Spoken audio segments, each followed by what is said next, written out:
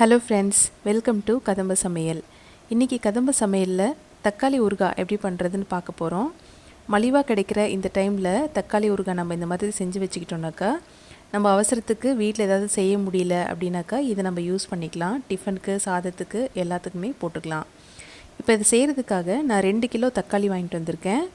2 kilo தக்காளி வாங்கி நல்லா கழுவி இப்போ எடுத்து வச்சுருக்கேன். நம்ம அந்த ஊறுகாய் செய்யும்போது கொஞ்சம் கூட தண்ணி இல்லாமல் நம்ம சுத்தம் பண்ணி செய்யணும். அதுக்காக நான் இப்போ கழுவி எடுத்து வச்சுருக்கேன். இந்த தக்காளி பழத்தை நல்லா நம்ம தொடச்சி எடுத்துக்கலாம். தண்ணி கொஞ்சம் கூட இல்லாமல் நல்லா தொடச்சிக்கலாம். உங்கள்கிட்ட டிஷ்யூ இருந்ததுன்னா டிஷ்யூ வச்சு கூட தொடச்சிக்கோங்க. அப்படி இல்லைன்னா இந்த மாதிரி ஒரு காட்டன் துணி வச்சு நல்லா சுத்தமாக தொடச்சி எடுத்துக்கோங்க. இந்த ஊறுகாய் பண்ணுறதுக்கு தக்காளி நல்லா ரெட் கலராக, முடிஞ்ச வரைக்கும் நல்லா ரெட் கலராக, அதே மாதிரி தொட்டால் நல்லா கெட்டியாக இருக்கணும். பழம் கொஞ்சம் கல் மாதிரி இருக்கணும். அந்த மாதிரி எடுங்க. அப்போ தான் ரொம்ப டேஸ்ட்டாக இருக்கும். கொஞ்சம் காயாக போட்டோம் அப்படின்னாக்கா அந்த டேஸ்ட் அந்தளவுக்கு இதுவாக இருக்காது. நல்லா பழுத்த தக்காளியை எடுத்துக்கோங்க. அப்போ தான் இந்த ஊறுகாய் ரொம்ப நல்லாயிருக்கும் சாப்பிட்றதுக்கு. இப்போ நம்ம 2 கிலோ தக்காளி எடுத்து நம்ம ஊறுகாய் செய்கிறோம் அப்படின்னா, இது ஃபுல்லாக செஞ்சு முடிச்சதுக்கப்புறம் 1 கிலோ ஜாரில் போடுற அளவுக்கு நமக்கு ரெடி ஆகிடும். கிட்டத்தட்ட 1 கிலோ அளவுக்கு பிக்கல் நம்மளால் செய்ய முடியும். அதனால் நான் இப்போ 2 கிலோ தக்காளி வாங்கி நான் செஞ்சுருக்கேன். இப்போ சுத்தமாக ஈரம் இல்லாமல் தொடச்சி எடுத்தாச்சு. தொடச்சி எடுத்ததுக்கப்புறமா இந்த தக்காளியில் நடுவில் அந்த காம்பு பகுதி இருக்குது இல்லைங்களா, அதை மட்டும் நம்ம தனியாக கட் பண்ணி எடுக்கணும். அது ஏன் எடுக்கணும்னாக்கா, நடுவில் ஒரு மாதிரி ஸ்பாஞ்ச் மாதிரி இருக்கும் அந்த தக்காளி நடுவில். அது நம்ம அப்படியே விட்டு நம்ம போட்டோம் அப்படின்னா ஊறுகாய் சீக்கிரம் கெட்டு போகிறதுக்கு சான்சஸ் இருக்குது. அதனால் அந்த நடுவில் இருக்க அந்த காம்பு பகுதி மட்டும் கட் பண்ணி எடுத்துகிட்டு அதுக்கப்புறமா நம்ம அதை கட் பண்ணிக்கலாம். ரொம்ப பொடி பொடியாக நறுக்கணும்னு அவசியம் கிடையாது. இப்போ ஒரு தக்காளியை 8 பீஸாக நான் போடுறேன். இப்போ பாருங்கள், ஒரு பாதியை 4 பீஸாகவும் இன்னொரு பாதியை 4 பீஸாகவும் போடுறேன். இந்த மாதிரி கட் பண்ணி நம்ம எடுத்துக்கலாம். ரொம்ப பெரிய தக்காளியாக இருந்தது அப்படின்னா ஒரு 10 பீஸாக கூட போட்டுக்கோங்க. உங்களுக்கு நடுவில் அந்த மாதிரி கட் பண்ண வரல அப்படின்னா இந்த மாதிரி 2ஆக கட் பண்ணிவிட்டு இந்த மாதிரி வி ஷேப்பில் போட்டிங்கன்னா அழகாக நம்மளால் அதை எடுத்துட முடியும். இந்த மாதிரி வேணும்னாலும் நீங்கள் அதை கட் பண்ணி எடுங்க. நடுவில் இருக்க அந்த ஸ்பாஞ்ச் மாதிரி இருக்கிறத எடுத்துட்டிங்கன்னா தான் நல்லாயிருக்கும். நான் அறியும் போதே எவ்வளோ ஜூஸியாக அந்த சாறு எவ்வளோ அழகாக இறங்குது பாருங்கள். அந்த சாரெல்லாம் வேஸ்ட் பண்ணாமல் நம்ம அதையும் வச்சு செய்யணும். அதுக்காக தான் நான் அந்த கொட்டுற சாரும் தாம்பழத்தட்டிலே கொட்டுற மாதிரி வச்சு நான் கட் பண்ணிகிட்ருக்கேன்.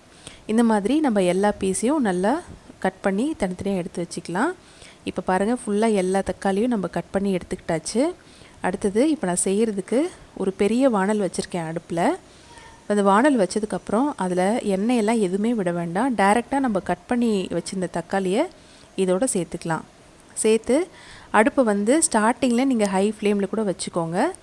வச்சுக்கிட்டு தக்காளி நல்லா சுண்ட ஆரம்பித்ததுக்கப்புறமா நீங்கள் மீடியம் ஃப்ளேமில் மாற்றிக்கலாம். இப்போ தக்காளியை வாணலில் போட்டு இது அடுப்பை ஆன் பண்ணி வச்சாச்சு. இது ஒரு பக்கம் வெந்துக்கிட்டு இருக்கட்டும். இதுக்கடையில் நான் புளி ஒரு இட்லி சைஸுக்கு நான் எடுத்திருக்கேன். ஏன்னா நான் 2 கிலோ தக்காளி எடுத்துருக்கிறதுனால ஒரு இட்லி சைஸ்க்கு புளி எடுத்திருக்கேன். இதை ஊற வச்சுக்கலாம். இதை நம்ம எப்போ சேர்க்கணும்னு நான் சொல்கிறேன். இந்த வீடியோவை கண்டினியூஸாக பாருங்கள். இப்போ பாருங்கள், நம்ம போட்ட தக்காளி தண்ணி இப்போவே விட ஆரம்பிச்சிருச்சு. இது வேகிறதுக்காக நான் ஒரு தட்டு போட்டு மூடி வச்சுருக்கேன். அப்பப்போ ஒரு 2 நிமிஷம் 3 நிமிஷத்துக்கு ஒரு வாட்டி எடுத்து கிளறி விட்டுட்டே இருங்க. நான் இந்த வாணலில் வச்சுருக்கிறதுனால எனக்கு அப்பப்போ கொஞ்சம் அடி பிடிக்க கூட ஆரம்பிச்சது. நான் அதனால் கைவிடாமல் ஒரு 2 நிமிஷம் 3 நிமிஷத்துக்கு ஒரு வாட்டி எடுத்து பார்த்து கிண்டி விட்டுட்டே இருந்தேன்.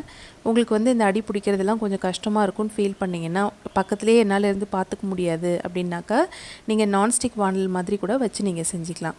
பாருங்கள், நம்ம தண்ணி ஊற்றாமலே எவ்வளோ தண்ணி விட்டு அது கொஞ்சம் கொஞ்சமாக சுண்டி இப்போ நல்லா சுண்டி வந்திருக்கு. இது நல்லா சுண்டி இந்த தண்ணி எல்லாம் சுத்தமாக ட்ரை ஆகிற அளவுக்கு நல்லா இது வதங்கணும். அந்தளவுக்கு தக்காளி வதங்கட்டும். இப்போது ஓரளவுக்கு கொஞ்சம் நல்லா வதங்கி வந்துருச்சு. இந்த டைமில் நம்ம ஏற்கனவே புளி ஊற வச்சுருந்தோம் இல்லைங்களா, அந்த புளி தண்ணியை கரைச்சி இதோடு ஊற்றிக்கலாம். புளி தண்ணி எடுக்கும்போது நீங்கள் தண்ணி நிறையா ஊற்றிடக்கூடாது. எந்த அளவுக்கு கம்மியாக தண்ணி ஊற்றி அந்த சாறு எடுக்க முடியுமோ அந்தளவுக்கு கம்மியாக ஊற்றி எடுங்க. இப்போ நான் ஊற்றுனதுக்கப்புறம் அந்த தக்காளி அதுவும் சேர்த்து நல்லா கலந்து விட்டுக்கோங்க. இது இன்னும் நல்லா சுண்டி வரணும். இது நல்லா சுண்டி வர அளவுக்கு நல்லா வதக்கிக்கோங்க. இப்படி கிளறிட்டே இருக்கணும்னு அவசியம் இல்லைங்க. ஒரு 2 நிமிஷம் 3 நிமிஷத்துக்கு ஒரு வாட்டி அப்பப்போ கிளறினா போதும். பாருங்கள், இப்போ இந்த திக்னஸ் போதும். இப்போ ஒரு ஓரமாக எடுத்து வச்சுட்டு இன்னொரு வாணல் வச்சுக்கிட்டு அதில் 1 டீஸ்பூன் வெந்தயம் போட்டு அடுப்பை ஃபுல்லாக லோ ஃப்ளேமில் வச்சு நீங்கள் வதக்குங்க. ஏன்னா நிறைய வச்சுட்டிங்கன்னா ஒரு மாதிரி தீஞ்ச ஸ்மெல்லாக இருக்கும், கசப்பேறிடும். அது நல்லா இருக்காது. இப்போ நல்லா கலர் மாறினதுக்கப்புறம் எடுத்து வச்சுட்டு அதே வானலில் 1 டீஸ்பூன் கடுகு போட்டு அதையும் நல்லா வறுத்துக்கோங்க. கடுகு வந்து டக்கு டக்குன்னு வெடிக்க ஆரம்பிக்கும். வெடித்து அடங்குற வரைக்கும் நீங்கள் அதை வச்சுட்டு அடங்கின உடனே டக்குன்னு அடுப்பு ஆஃப் பண்ணி இதை எடுத்துருங்க. திரும்பவும் அதே வானலில் நான் வந்து ஒரு 150 ml எண்ணெய் ஊற்றிக்கிறேன். எண்ணெய் வந்து நான் நல்லெண்ணெய் தான் சேர்த்துருக்கேன். ஏன்னா ஊறுகாய்க்கு நல்லெண்ணெய் தான் நல்லாயிருக்கும். எண்ணெய் வந்து கொஞ்சம் காஞ்சி வந்ததுக்கப்புறமா கொஞ்சமாக கடுகு, 1 டீஸ்பூன் அளவுக்கு கடுகு வெடித்ததுக்கப்புறமா ஒரு கை ஃபுல்லாக உரித்த பூண்டு. நீங்கள் உரிக்காத பூண்டு போடுறதுனாலும் போட்டுக்கலாம், அது உங்களோட விருப்பம்தான். அது கூடவே ஒரு கொத்து கருவேப்பிலையும் போட்டு இது ரெண்டும் வந்து நல்லா கொஞ்சம் வதங்கணும். அடுப்பு வந்து மீடியம் ஃப்ளேம்லேயே வச்சுக்கோங்க. நிறைய வச்சிட்டிங்கன்னா பூண்டு வந்து டக்குன்னு கருகிடும், அந்த ஸ்மெல்லும் நல்லா இருக்காது, சாப்பிட்றதுக்கும் நல்லா இருக்காது. அதனால் மீடியம் ஃப்ளேம்லேயே வச்சு கொஞ்சம் வதக்குங்க. இப்போ வந்து நான் அடுப்பை ஆஃப் பண்ணிட்டேன். இருந்தாலும் நல்லெண்ணெய் ஊற்றிருக்கிறதுனால நல்லா எப்படி பொங்கி வந்திருக்கு பாருங்கள். இதோட 1 டீஸ்பூன் அளவுக்கு பெருங்காயத்தூள் இதை வந்து சேர்த்து இதையும் நல்லா வதக்கிக்கலாம். இதோட 1 டீஸ்பூன் மஞ்சள் தூள் இதையும் சேர்த்து ரெண்டுத்தையும் மிக்ஸ் பண்ணிக்கோங்க. நான் பெருங்காயத்தூள் போடுறதுக்கு முன்னாடியே அடுப்பை ஆஃப் பண்ணிட்டேன். அடுப்பை ஆஃப் பண்ணி எண்ணெய் கொஞ்சம் சூடு அடங்கினதுக்கு அப்புறமா நீங்கள் இதை சேருங்க. பெருங்காயத்தூளும் மஞ்சளும் சேருங்க. இதோடவே 2 டீஸ்பூன் தனி மிளகாய்த்தூள் அதையும் சேர்த்து நல்லா இதோட மிக்ஸ் பண்ணிக்கலாம்.